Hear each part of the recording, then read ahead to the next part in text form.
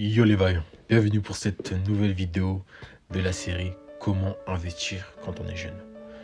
On va se poser la question de pourquoi investir quand on est jeune justement. Eh bien, tout dépend de vos objectifs et quelles sont vos réelles motivations. Généralement,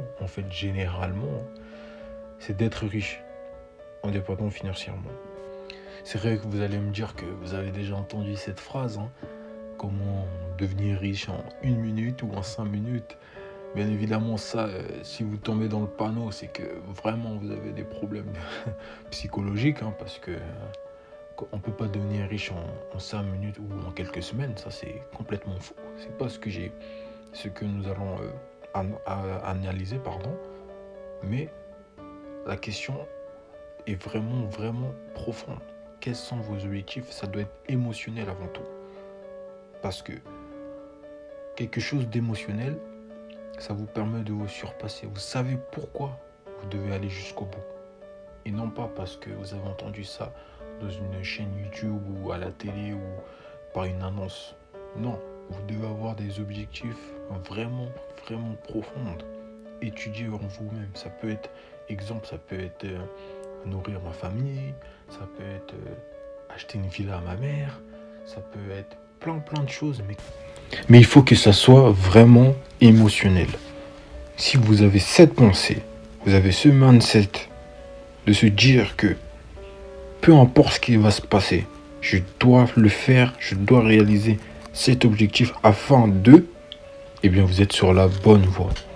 Plus vous investissez tôt, plus vos chances d'atteindre cet objectif seront réalisables. Bien sûr que vous allez commettre des erreurs. Qui en commet pas aujourd'hui? Que tu sois multimillionnaire même, tu vas toujours en commettre. Mais écoutez, je vais vous lire des citations de Robert Kiyosaki. Pour ceux qui le connaissent, c'est un célèbre auteur du livre Père riche, Père pauvre, mais il est aussi lui-même millionnaire. En gros, il a appliqué ce qu'il disait dans son livre. Il dit que l'échec inspire les gagnants et met en doute les perdants. Vous voyez, l'échec inspire les gagnants, et met en doute les perdants. Il faut que vous pouvez même répéter ça des centaines de fois, afin que votre subconscient l'assimile. Moi, c'est une technique que je fais chaque matin, chaque soir. Je répète quelques citations pour me booster et les résultats s'en suivent. Une autre citation.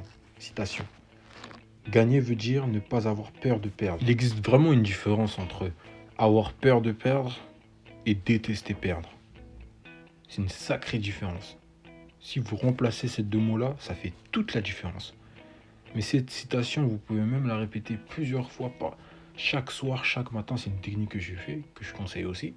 C'est de se répéter. La répétition, vraiment, elle est vraiment la clé de vos futures actions.